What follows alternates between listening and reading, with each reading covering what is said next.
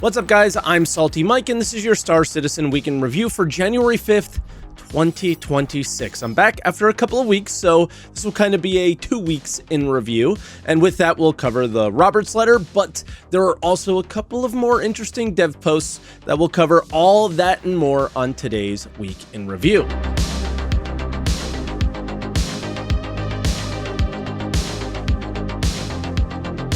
And as always, if this is your first Week in Review, this is where I take all of the official Star Citizen news each week, put it into one video, and share some of my opinions about it. I also live stream on Twitch, twitch.tv/SaltEMike. So stop by and say hi if you haven't yet. I always enjoy seeing you guys over there. We do have a lot to get into, especially with the Roberts letter. But before we do, let me share with you today's sponsor.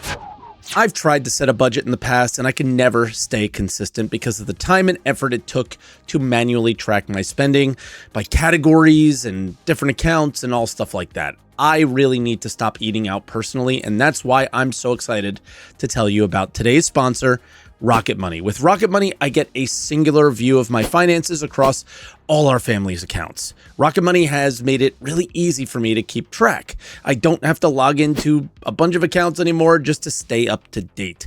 After streaming, I'm typically pretty drained and always very hungry, and I just find myself throwing money away on fast food or just quick and easy solutions, and I really began to rack up and break the bank this past year. Rocket Money is my accountability buddy in 2026, and I'm setting a goal to help me cut back. The app automatically categorizes expenses so I can see other aspects of my spending that I might want to tighten up as well in the new year, right? But I can even create custom categories for things like home projects, which is something I really want to work towards in the new year. Now, Rocket Money is free to download, but you can get a free premium trial when you sign up with my link. So go to rocketmoney.com/SaltEMike or scan the QR code on screen, and I'll always include my link in the description. Once again, that is rocketmoney.com/SaltEMike or scan the QR code and get a free premium trial for Rocket Money today. All right, and with all the bills paid, let's get into the patch updates.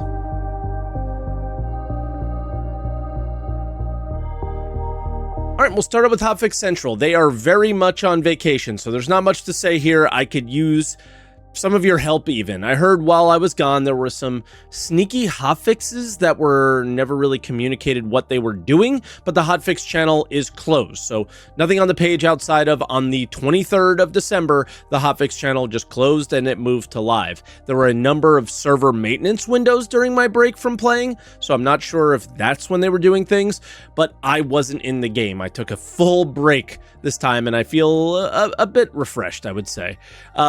It's hard because the game doesn't feel great because my word was that the inventory was a mess while I was gone. The experience now is, it's just not there in certain locations. The Vandal Tech missions, for example, which is a big deal because that's where you get certain components and armors and things like that, and you kind of want to be able to use a freight elevator. I think, things seem to be working more normally in comparison to what I heard was going on, but normally being quite annoying to deal with a lot of things, especially around inventory. And that is really all we had from the patch. I've been playing a lot on an alt account where I only have an Aurora and just trying to earn things and try to make the game a bit more interesting for myself, and it definitely has been. But outside of that, just leave a comment. Let me know what you guys are experiencing in the game.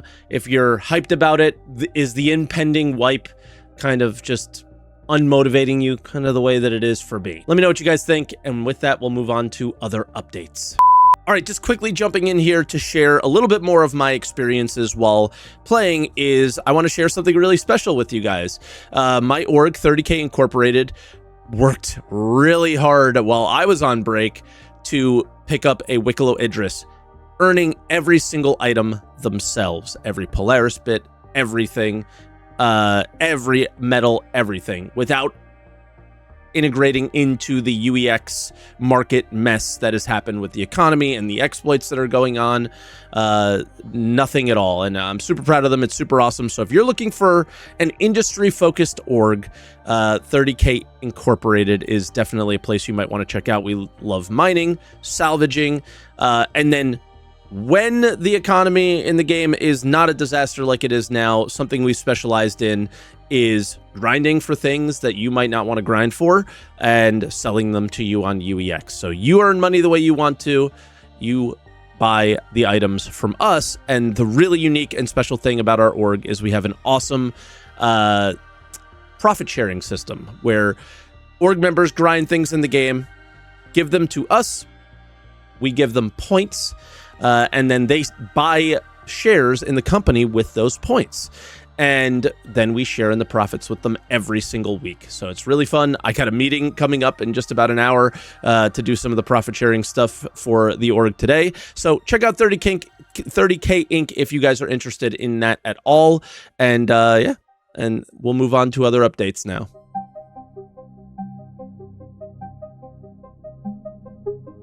All right, no sneak peek that I was able to find, so we'll start out with Luminalia. There were 3 unreleased rewards since our last week in review. We did get another ship skin with the ever-popular Terrapin getting a set, but the last 2 were kind of different. We got a knife that I would say is awesome looking, if knives played more of a role in the game. Even when doing a takedown with them, you barely ever see them. Sometimes you don't use them even though you have them. I'm sure one day they'll address this, just saying that it looks awesome, so, you know, make it look awesome when we actually use it. Like, I think so much of the cool art is wasted in Star Citizen, right? They spend so much time on it, and then you just don't see it. And then we got a really goofy-looking Copion lawn ornament, I would call it. I think it might be a funny thing one day with base building, like nearly everything in the sub-store and many of the event rewards that we got this year. It would be cool with base building. One day, right, guys? One day we'll get that. And lastly, I was able to get this past week on my alt that you might want to, you know, I was able to get them all this week on my alt, I should say. It should still be available if you're just finding out about these rewards now, or double check that you got all of them if you wanted all of them, and head over to the website. You're still able to get them. I'm not sure if that'll be the case by the time you're watching this video, but by the time I'm recording it, it is. So yeah, pick them all up if you haven't yet.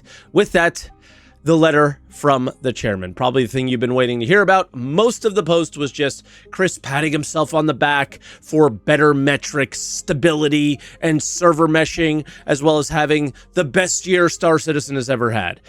Everything that was said there was true in a way, but the initiative to improve quality of life that was mentioned in the post, that was not, in my opinion. If you compare it like they are to the start of the year, of course it's better.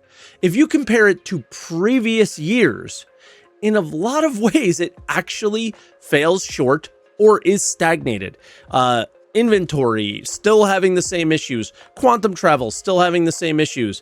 But the, I guess, time wasting and bug, having to, like, workarounds and the constant, like, issues. There's a lot of the same issues that we've had forever, and there are new ones that are really detrimental. Think the economy and the way that was towards the end of the year. I want to focus on the year 2026, but we got to take a moment here because I think their biggest issue was this metrics-driven focus, and I don't want that to necessarily be their entire focus for 2026. I get it. It's important to have people playing your game. It's important to have people buying things. They made more money this year than they ever made as well. But running constant FOMO-driven events with one-time rewards, when we consistently see them end up in the loot pool eventually, which is such a weird thing to do. Can we talk about that for a second? Is that not weird? When the first PTU patch will be filled with those amazingly named potential fixes. Have you always noticed that it's always around 140 fixes too? So, like, do you even believe it? And then after that, nearly 100% of the focus is on fixing the new content they delivered, and then they run out of time, so then it's a broken release for that event. Or there's an exploit, or there's an issue with it that you have to learn to work around. And that cycle continued in every single activity that they left in the game. You know, events that disappeared is irrelevant, but Hathor, Wicklow, CZs, the Worm, the Snake, all of them have major breaking issues that you have to work around or just can't. Ace pilots, for example, are completely screwed. Especially every Wicklow turn-in, right, has an issue with it. So, all right. So on to what they planned in the new year. This is the important stuff. It's vague, but let's try to break it down a little bit. Let's start out with server meshing. He said in 2026, server meshing will be more dynamic. Not sure if that means a commitment to the final form of server meshing. Probably not, as dynamic meshing will probably evolve quite a bit over the next couple of years, right? So using that language sort of makes sense, but just be open, I guess. I don't know. And I think that they will eventually be. I'm sure we'll talk to Benoit or have a YouTube video about it. But that will be important for things like instancing, which they're clearly making a huge priority based on CitizenCon. Like it or not, right? I don't know how big of a fan I am of it, but we'll have to see. Genesis and more is next. The Planet Tech is very fun to look at. I'm more concerned with the other things mentioned, like biome generation, that they said will also generate the resources that are meant to be there. I think this is a big factor in actually seeing them bring more of a sandbox type experience, where in 2025 we dealt with a lot of theme parky things, right? Hopefully there's biomes, we go to them, we extract resources, maybe we fight over them, I don't know, in places like Pyro. That obviously has to come with a combination of crafting and base building to truly feel alive, but hey, it sounds like we might get the start at the very minimum, I would say.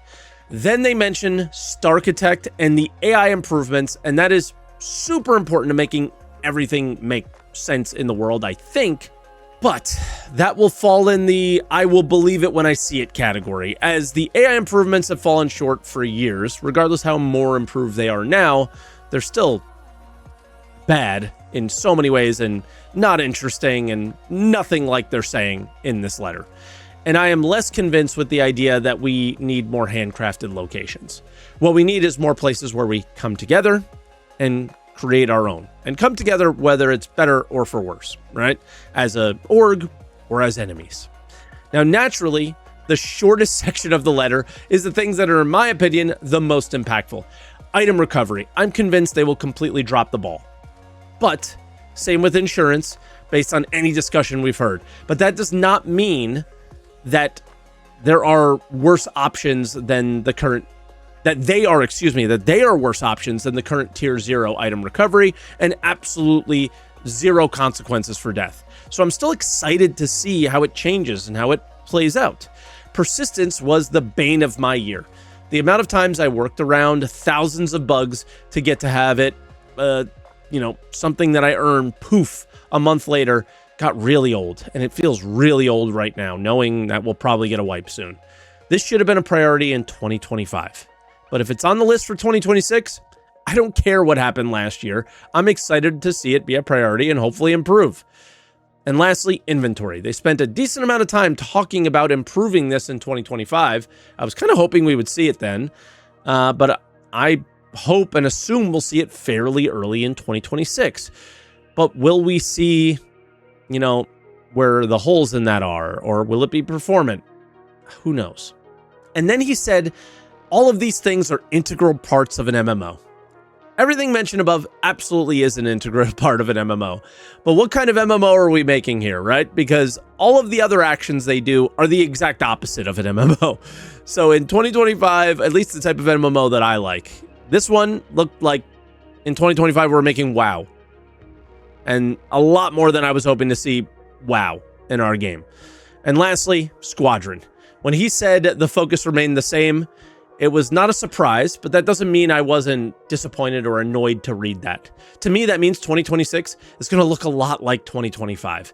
And it really comes down to the little things for me. How much quality of life are they actually going to address? Also, that beta mention in this post, Zyloh posted like 5 times on Reddit, scared for his life that Chris said beta, and they just said it was an internal thing. So no, you will not be testing Squadron 42 in a beta as a backer, it sounds like. Then we'll move on to a couple dev posts, nothing crazy here. The new flight model. Not a lot of new information here, but basically what is being stated here is that the new flight model is in Squadron, and it's a massive challenge to add it to Star Citizen because of all the ships. I cannot stop saying this. This is a self-inflicted wound. There are way too many ships, and the more ships they make, the harder it is to make the game. This goes along with every other aspect of the game as well. Landing zones, locations, all of that stuff. The more they make that, the more difficult it is to make it fun because it's already set in stone. I get it. It's also how they made what we have now, and it's how they made the money. But how you back the game. You back the game. Don't forget that. It's got to happen at some point. Then server issues. I think this was after the 23rd or 22nd hotfix.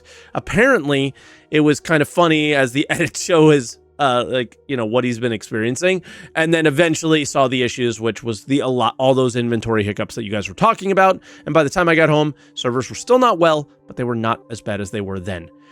Whew. All right, I had a very nice break from Star Citizen, came back, and it still needs a lot. And the big patting on your back of 2025 from Chris Roberts, when you look at the current state of it, I don't know how that hits. It doesn't hit well. And the improvements in 2026, I mean, still don't sound like we're getting even remotely close to a, this is something that you play every day kind of product, right? Now, I know somebody's probably typing in the comments, I play every day. But no, you're not. You're not.